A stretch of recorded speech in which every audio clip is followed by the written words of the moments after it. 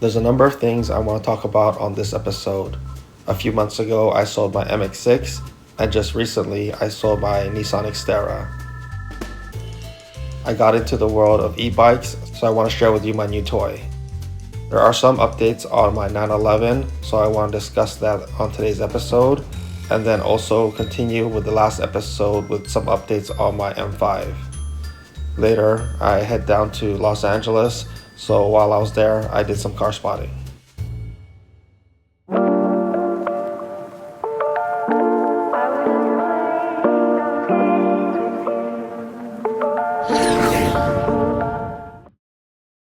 There's a number of things that I want to cover on this vlog. Towards the end of last year, I mentioned that I sold my Mazda MX-6, and just recently I also sold my Nissan Xterra. And with that said, I also got a new toy. I also want to spend some time talking about some updates on both my 911 and my M5, so let's get started.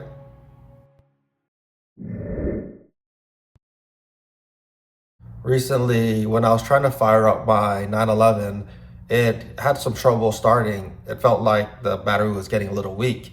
So since I don't drive my car that often, I charged my battery and observed how it will respond with a full charge.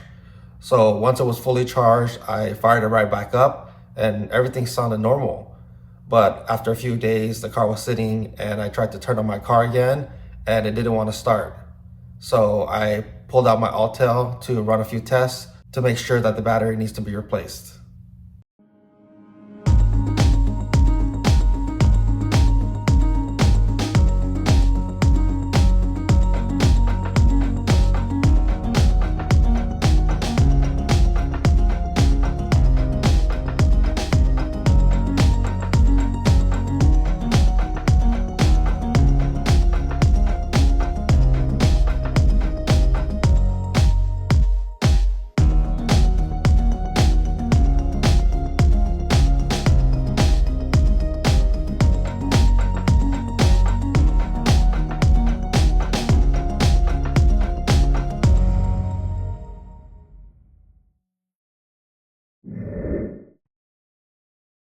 I feel like my livery is about 97% complete.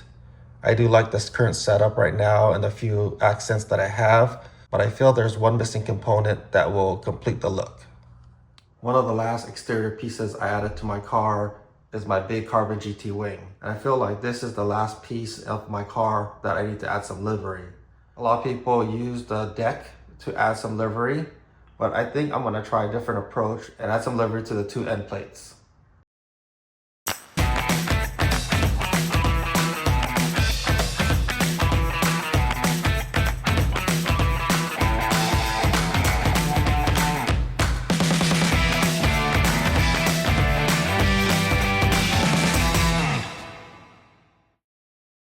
Anytime I put any decals on my car, I don't want to just eyeball it and hope for the best. So I spent quite a bit of time measuring, and I did the same with the end plates. I want to make sure that's in the middle of the end plates, but not centered because the shape of the end plates, it wouldn't look right having it right in the center of the end plates, rather using the middle as a guide and putting it just a little bit closer to the top. And I think that's the best position for this particular shape of my end plates. On the last episode, I talked about the amount of work that's needed for my M5 to get it running perfect.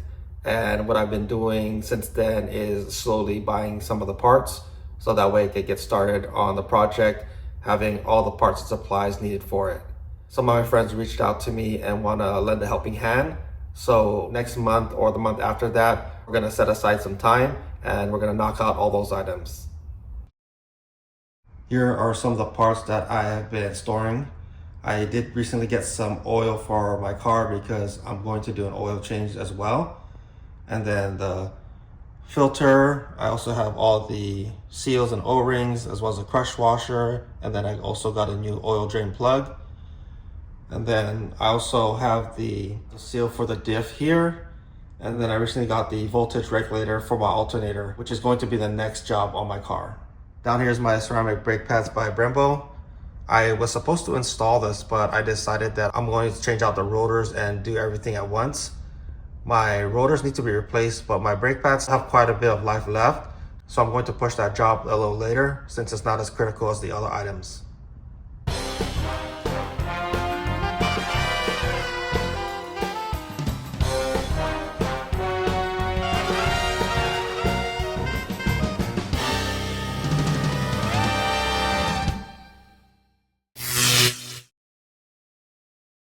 I want to start this episode talking about some updates on my cars, but what I really want to get to is share with you my newest toy. And I mentioned earlier that I sold my Mazda MX-6 and my Nissan Xterra. Of course, I replaced it with a QX56, but I also added something new to my collection.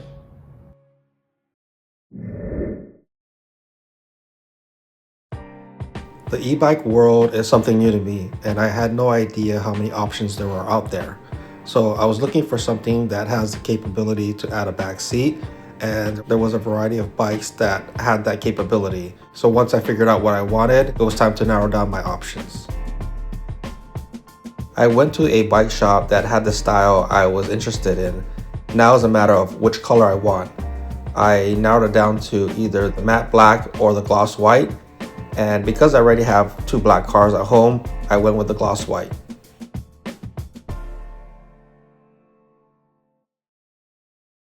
The main reason why I went the route with an e-bike is because my youngest daughter goes to school about a mile away from home.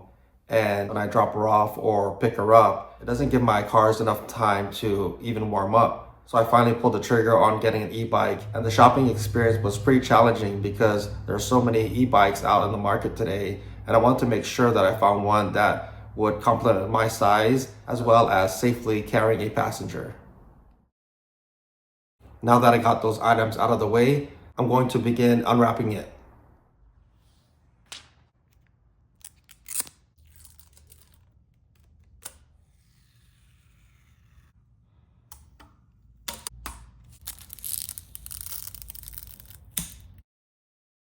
This is how the bike is set up on my line of sight.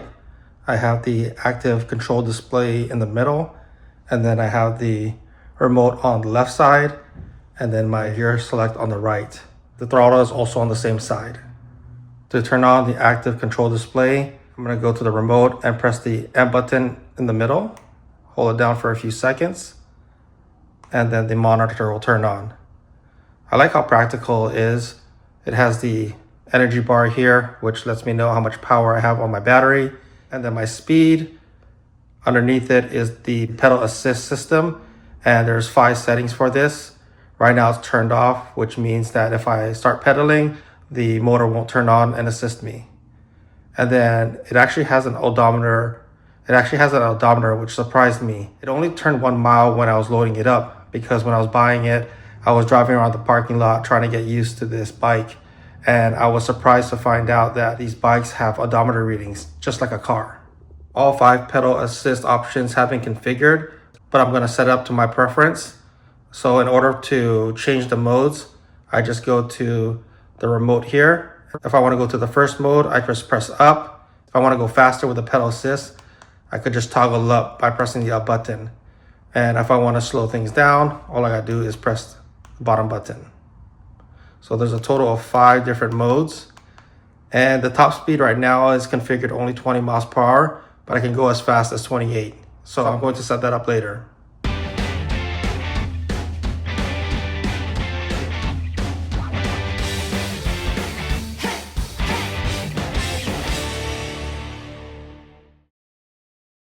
As a car guy, there's no way that this e-bike is going to stay stock.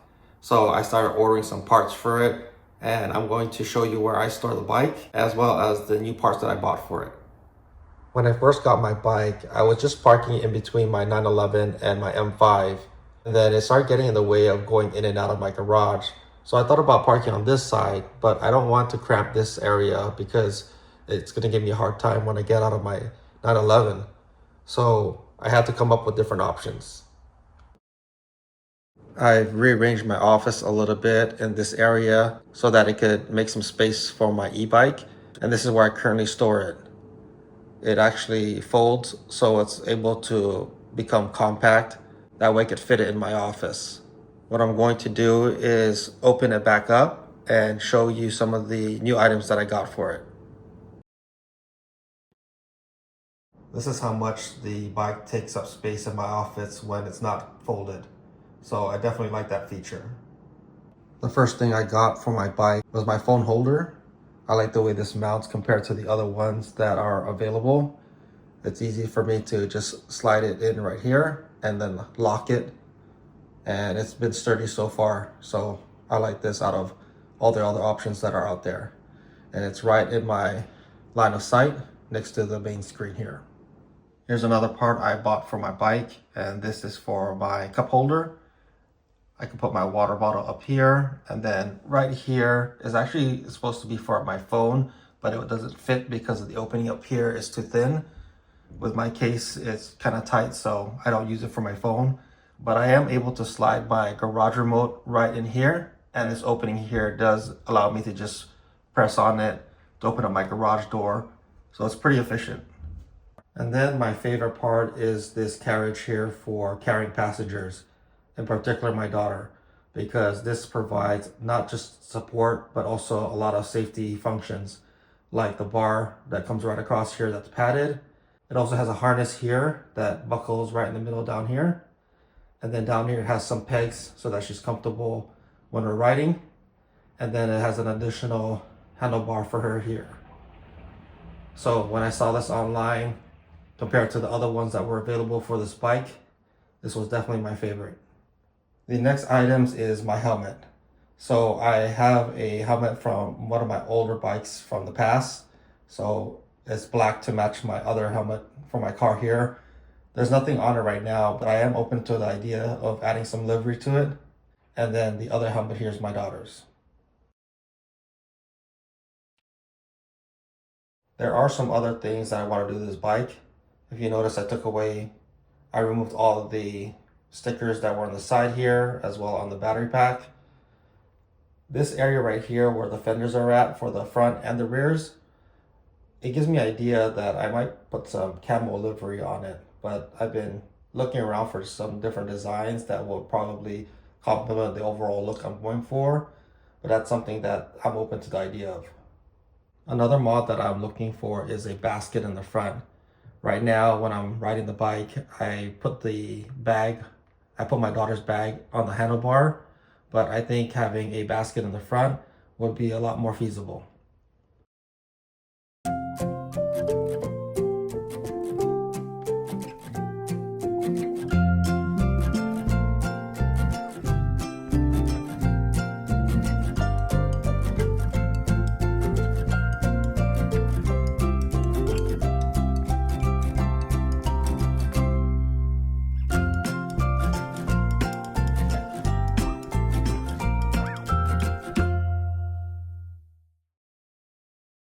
I'm really happy with this e-bike.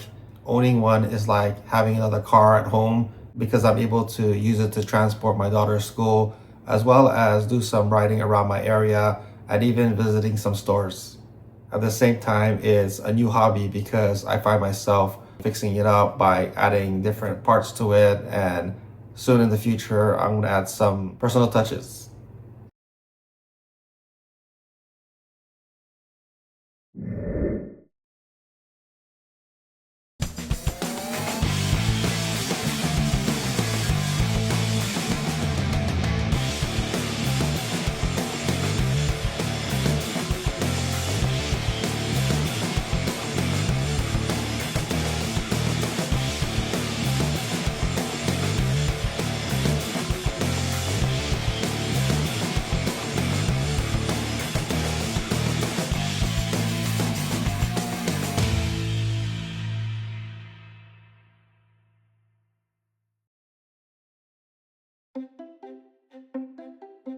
The next episode is going to be pretty exciting because it's been almost 2 months since I met up with the guys and gone cruising. So we're going to meet up to go to a supercar event. And then after that, we're going to head over to the Porsche Experience Center again, like we did last year, and have some lunch. So that's going to do it for this episode. Thanks for joining, and we'll see you on the next one.